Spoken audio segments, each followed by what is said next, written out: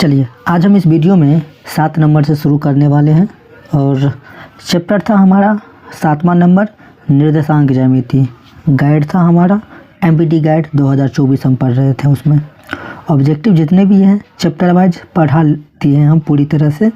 आप प्लेलिस्ट में जा कर के देख सकते हैं या फिर इस वीडियो के डिस्क्रिप्शन में आपको लिंक मिल जाएगा। चलिए आज शुरू करते हैं। 7वां नंबर क्वेश्चन कह रहा है कि दो बिंदु P 2, और Q -2, 2 बिंदुओं के निर्देशांक दे दिया है। इस दोनों बिंदु को मिलाने वाली रेखाखंड कहीं ना कहीं मध्य बिंदु होगी, उसका हमें नियामक ज्ञात करना है। फॉर्मूला किसका लगेगा? मध्य बिंदु का फॉर्मूला लगेगा। ठीक, आसान है, देखिए कैसे बनाएंगे। यह 2 बिंदु हैं, उसके निर्देशांक दिए गए हैं। इस दोनों बिंदु को जब हम आपस में मिलाएंगे तो कहीं ना कहीं यह अटैच होगा। मान लेते हैं कि यहाँ पे जुड़ गया, मध्य बिंदु ये है, मान लीजिए। इस दोनों बिंदु के रेखाखंड को जोड़ने वाली यह बिंदु है जो कि मध्य में है। ठीक, इसको हम R नाम दे दिए। अब मध्य बिंदु की बात हुई है तो मध्य बिंदु का फॉर्मूला लगेगा और हम जानते हैं कि यह हमारा क्या होता है, x1 होता है और ये y1 होता है, यह x2 और ये y2 होता है।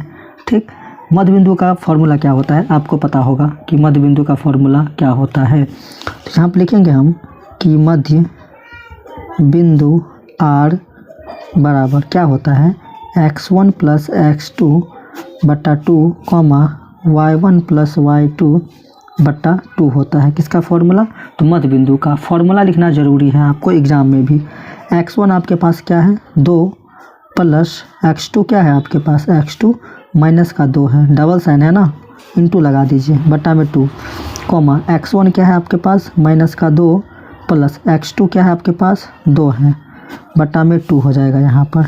ठीक, प्लस माइनस माइनस हो जाएगा ना, तो 2 में से 2 गया तो कितना हो जाएगा, 0, बटा में क्या हो जाएगा, 2 हो जाएगा यहाँ पर। ठीक, यहाँ पर देखिए कि 2 में से 2 गया तो यहाँ भी क्या हो जाएगा, 0 हो जाएगा और उसके बाद फिर क्या हो जाएगा, बटा में 2। और 0 बटा कुछ भी होता है वो क्या होता है हमेशा 0, और ये भी हमारा क्या हो जाएगा 0। तो बिंदु R का निर्देशांक क्या निकाले हम, 0,0। यही होगा हमारा क्या, तो फाइनल आंसर हो जाएगा 0,0। आसान था। 8 नंबर क्वेश्चन है कि यदि बिंदु P H,4 की मूल बिंदु से दूरी 5 इकाई है तो H का मान ज्ञात कीजिए। दिया क्या है आपको, मूल बिंदु से दूरी आपको दे दिया है 5 इकाई और एक बिंदु P का निर्देशांक दे दिया है H,4। वैल्यू निकालना है हमें H का। आसान है, फॉर्मूला लगा देंगे हम किसका, मूल बिंदु का।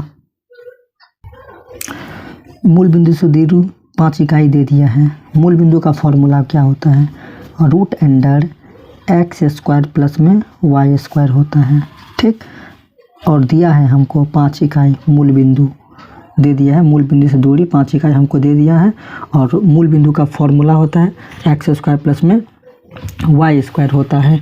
और एक P बिंदु का निर्देशांक भी दे दिया है, H,4 दिया है। P बिंदु का निर्देशांक क्या दे दिया है, H,4 दे दिया है। ठीक, अब यहाँ पर ये चीज़ देखिए कि ये x होता है और ये y होता है, x निर्देशांक और ये y निर्देशांक होता है यहाँ पर। तो x² मतलब x का स्क्वायर x² होगा। ठीक, और ये क्या है 4 है ना, y² प्लस में कितना हो जाएगा 4 का स्क्वायर कर देंगे यहाँ पर हम। अब मैं क्या करूँगा यहाँ पर, ध्यान से देखिए कि दोनों तरफ वर्ग कर दूँगा। क्या कर दूँगा यहाँ पर, दोनों तरफ वर्ग करूँगा। जैसे ही वर्ग करूँगा दोनों तरफ वर्ग करने पर, यहाँ पर लिखेंगे हम वर्ग करने पर, जैसे ही वर्ग करेंगे तो क्या होगा, रूट हट जाएगा, स्क्वायर से रूट हट जाएगा, ये भी स्क्वायर से रूट हट जाएगा यहाँ पर। तो x का स्क्वायर करेंगे तो क्या होगा, x² ही होगा यहाँ पर। ठीक है, प्लस में 4 का स्क्वायर 16 हो जाएगा, बराबर में यहाँ पर कितना हो जाएगा, इसको हम स्क्वायर करेंगे तो ये 25 हो जाएगा यहाँ पर। ठीक, अब एक चीज़ देखिए यहाँ पर आप कि x² बराबर 25 और 16 प्लस में उधर जाएगा तो माइनस में 16 हो जाएगा यहाँ पर। ठीक है, और यहाँ पर x² बराबर 25 में से अगर हम 16 को घटा देंगे तो कितना होगा, 9 होगा। और एक चीज़ हमें पता है कि वर्ग जब साइड चेंज करता है तो क्या बनता है, वर्गमूल बनता है। तो x बराबर हम लिख सकते हैं क्या, ±√9। वर्ग जब साइड चेंज करता है वर्गमूल बनता है और साइन प्लस या माइनस का लेकर आता है। ठीक, लेकिन दूरी जो है वो निगेटिव में नहीं होगा, तो हमारा x का जो वैल्यू होगा वो किस में हो जाएगा, तो x बराबर हो जाएगा 9 का वर्गमूल कितना होगा 3 प्लस का 3 निकल गया क्या h का मान। या फिर ऐसा भी कह सकते हैं हम कि प्लस माइनस में क्या हो जाएगा 3, ये हमारा निकल गया किसका मान h का, मतलब x का। h को ही हम क्या किए x बना करके बना दिए, बराबर ही बात है, चलने वाला है, यहाँ पर कोई दिक्कत नहीं है। आप यहाँ पर h बना दीजिए, हम x कर दिए। ठीक, चलिए नेक्स्ट क्वेश्चन देखते हैं क्या है। 10 नंबर क्वेश्चन है कि के किस मान के लिए बिंदु इतना इतना और इतना संरेखी है। क्या हमें करना है, के का मान निकालना है और संरेखी मतलब एक ही रेखा पर है वो तीनों बिंदु। क्या फॉर्मूला होता है संरेखी होने का, सबसे पहले वो देखते हैं हम। चलिए, ये तीनों बिंदु संरेखी कहाँ है, संरेखी का मतलब होता है कि एक ही रेखा पर है, इसका मतलब त्रिभुज का क्षेत्रफल बराबर 0 हो जाएगा। संरेखी होने का शर्त क्या होता है कि x1 y2 minus y3 plus x2 y3 minus y1 plus x3 y1 minus y2, इसे आप याद रखिएगा और बराबर में क्या हो जाएगा 0। हम इस तीनों बिंदु से x1 x2 x3 y1 y2 y3 निकाल कर पहले ही रख चुके हैं हम यहाँ पर। आपको पता होगा ये x1 होता है, x2 x3 y1 y2 y3 होता है। अब फटाफट क्या कीजिए आप, वैल्यू यहाँ पर हम पुट कर देते हैं, सबका मान यहाँ पर हम रख देते हैं यहाँ से। ठीक है, हम क्या किए यहाँ पर फटाफट सबका मान हम यहाँ पर रख दिए। अब यहाँ पर देखिए, सबसे पहले अंदर में जो डबल साइन है पहले हम उसको हटाएंगे। यहाँ पर एक चीज़ देखिए आप कि 8 माइनस 4 माइनस माइनस प्लस का 5 यहाँ पर हो जाएगा, प्लस का यहाँ पर के रहेगा माइनस 5 माइनस 1 ऐसे ही रहने देंगे इसको हम, प्लस में 2 1 माइनस माइनस प्लस का यहाँ पर 4 हो जाएगा और बराबर में क्या होगा यहाँ पर, तो 0 हो जाएगा। ध्यान से देखिए यहाँ पर एक चीज़ आप, सबसे पहले हम क्या करेंगे यहाँ पर कि हमारे पास जो यहाँ पर देख रहे हैं हम कि 5 में से 4 को घटा देंगे तो कितना होगा 1 होगा, 1 को 8 से गुना करेंगे तो 8 होगा। ठीक, यहाँ पर देखिए माइनस माइनस क्या होगा माइनस, लेकिन दोनों को जोड़ देंगे तो 5 1 6 माइनस का 6, तो प्लस और माइनस माइनस, और हम क्या करेंगे यहाँ पर कि 6 को के से गुना कर देंगे तो कितना हो जाएगा 6 के हो जाएगा। ठीक है, और यहाँ पर देखिए 4 और 1 5, 5 को 2 से गुना कर देंगे तो प्लस का कितना हो जाएगा 10, बराबर में 0 हो जाएगा। यहाँ पर यहाँ तक आप समझ गए होंगे। यहाँ पर देखिए 10 और 8 कितना हो जाएगा 18, उस प्लस 18 को हम क्या करेंगे, उस प्लस 18 को बराबर के उस साइड ले जाएंगे तो क्या बन जाएगा यहाँ पर माइनस का 18 हो जाएगा। 10 और 8, 18 प्लस का उधर भेज दिए तो माइनस का 18। अब यहाँ से हम डायरेक्ट माइनस से माइनस को काट सकते हैं, 6 एकान 6 और 6 त्रिक 18, तो के का मान कितना निकला हमारा 3। क्या निकला के का मान 3। इस तरह से आप बना देंगे, जब तीनों बिंदु समरेखी होगा तो इस तरह से आप के का मान निकाल सकते हैं। आसान था और बहुत ही इम्पोर्टेंट क्वेश्चन था, यह बार बार पूछा गया, इस टाइप का क्वेश्चन सब होता है। ठीक, चलिए नेक्स्ट क्वेश्चन देखते हैं क्या है। चलिए 11 नंबर क्वेश्चन देखते हैं, जो कि 2022 में पूछा गया क्वेश्चन है और आप कह सकते हैं कि इम्पोर्टेंट भी बहुत है एग्जाम के लिए। उस बिंदु के निर्देशांक ज्ञात कीजिए जो बिंदुओं, ये दोनों बिंदु को क्या करता है, मिलाने वाली रेखाखंड को 2:3 के अनुपात में आंतरिक विभाजित करता है। ठीक, किस बिंदु को, इस दोनों बिंदु को जो मिलाएगी रेखाखंड जो कितने अनुपात में 2:3 के अनुपात में विभाजित करता है। जो बिंदु होगा, मिलाने वाली जो बिंदु होगी बीच में, उसका हमें क्या करना है, तो निर्देशांक ज्ञात करना है। सूत्र कौन सा लगेगा, विभाजित विभाजन विभाजित विभाजन, लग नहीं रहा है कि कनेक्टेड है एक दूसरे से, तो विभाजन सूत्र लगाएंगे और आराम से निकाल देंगे। देखिए कैसे, यह दो बिंदु को मिलाने वाली जो रेखाखंड जो है, यहाँ पर बिंदु P है, उसका निर्देशांक ज्ञात करना है और इस दोनों बिंदु को 2:3 के अनुपात में विभाजित करता है। ठीक, ऐसा क्वेश्चन में लिखा गया है। यह हमारा M1 होगा, आप इसको क्या कीजिएगा M2 मान लीजिएगा हमेशा। और इस दोनों बिंदु में से आपको तो पता होगा कि कौन x1 होता है, कौन x2 होता है, कौन y1 और कौन y2। ठीक, x1 y1 x2 ये y2 होता है। सब कुछ यहाँ पर लिख देना है आपको अच्छे से। विभाजन सूत्र से बिंदु हम किसका निकालेंगे, आर का निर्देशांक निकालेंगे। विभाजन सूत्र आपको पता होगा क्या होता है, m1 x2 plus m2 x1 बटा m1 plus m2, m1 y2 plus m2 y1 बटा m1 प्लस m2 होता है।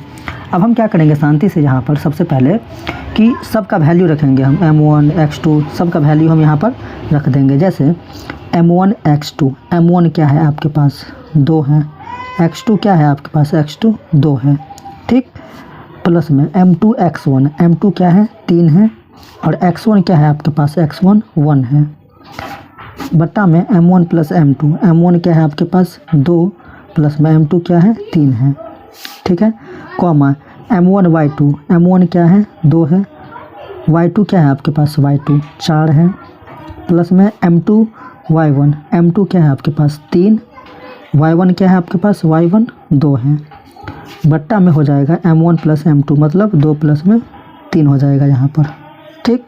इतना आप कर सकते हैं बहुत ही आसानी से। ध्यान से देखिए यहाँ पर कि 2 दूना यहाँ पर 4 हो जाएगा और फिर 3 एकान 3 हो जाएगा, बट्टा में 3 2 5 हो जाएगा यहाँ पर, ठीक है, कॉमा 4 दूना 8 होगा यहाँ पर, प्लस में 3 दूना 6 होगा, बट्टा में 3 2 5 होगा यहाँ पर, 4 3 कितना हो जाएगा 7 बट्टा में 5, 8 6 कितना हो जाएगा 14 बट्टा में 5 हो जाएगा, ठीक है। x2 यहाँ पर 3 है तो 3 दूना यहाँ पर 6 हो जाएगा और 6 3 यहाँ पर 9 होगा, तो निकल गया हमारा किसका, यहाँ पर लिखेंगे हम यहाँ पर कि अतः बिंदु P का निर्देशांक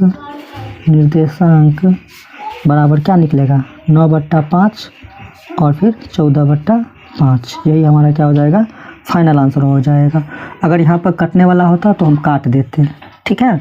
तो यही हमें बोल रहा था निकालने के लिए कि उस बिंदु का निर्देशांक ज्ञात कीजिए जो इस बिंदु को मिलाने वाले रेखाखंड को 2:3 का अनुपात में विभाजित करता है। तो यही मान हमारा निकल गया P बिंदु का निर्देशांक।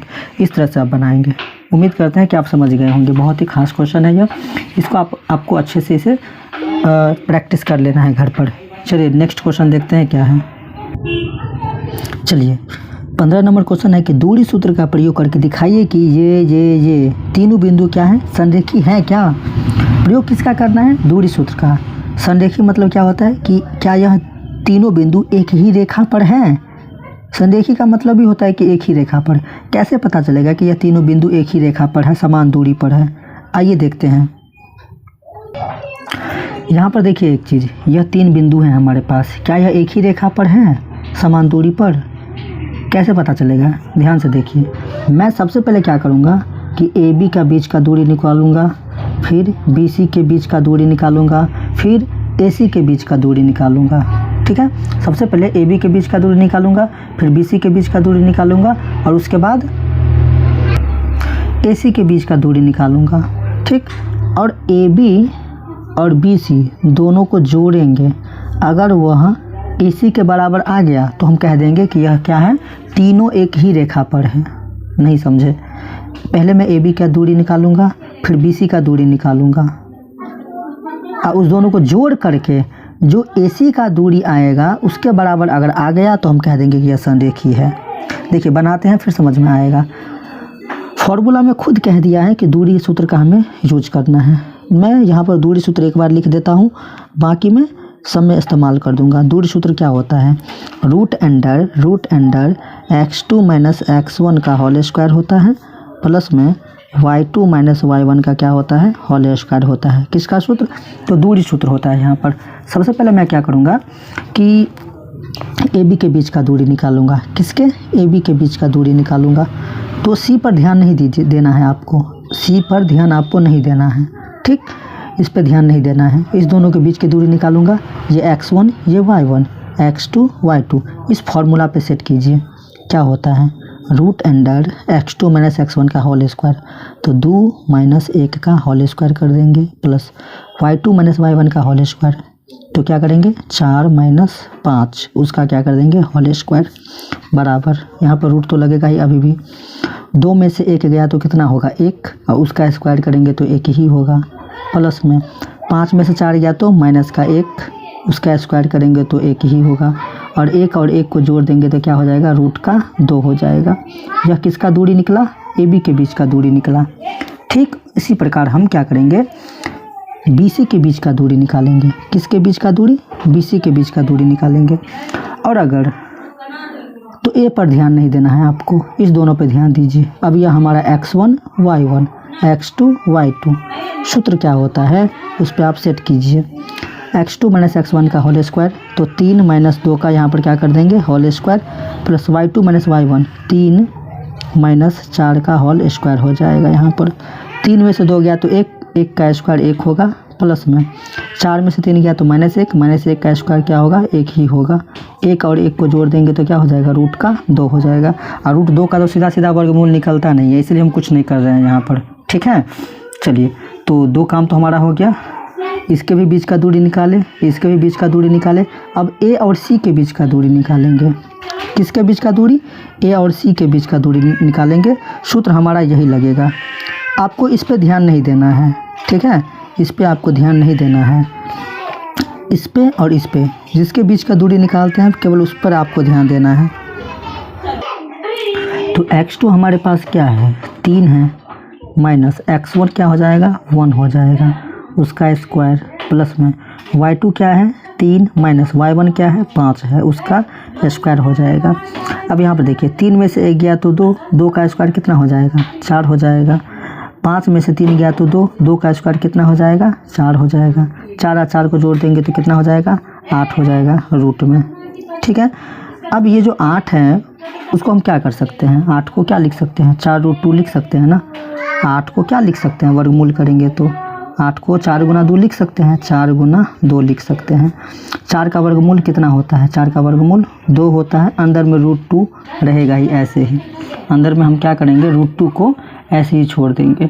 तो हमारा क्या निकला, ए सी का वैल्यू क्या निकला 2√2 निकला।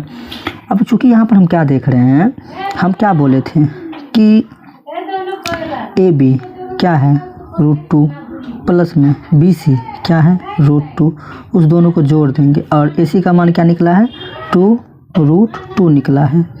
अब इस दोनों को जब हम जोड़ देंगे, इस दोनों को जब हम जोड़ेंगे तो 1√2 टोटल कितना 2√2। इधर हमारे पास क्या है 2√2। तो हम क्या कहेंगे, हम ये चीज़ कहेंगे जब हम इस दोनों को जोड़ेंगे तो 1√2 2√2, इधर से ही है 2√2। तो चूँकि हम क्या देख रहे हैं कि A B plus B C बराबर हैं किसके, ए सी के, तो हम कह देंगे कि तीनों बिंदु क्या है संरेखी है, इसीलिए तीनों बिंदु क्या हो जाएगा संरेखी हो जाएगा। इसीलिए तीनों बिंदु संरेखी है, मतलब एक ही रेखा पर है। इस तरह से हम बनाएंगे ऐसे सवालों को। उम्मीद करते हैं कि आपको अच्छा लगा होगा। वीडियो को लाइक कर दीजिए आप और चैनल को सब्सक्राइब कर दीजिए इसी तरह के वीडियो के लिए। मिलते हैं नेक्स्ट वीडियो में।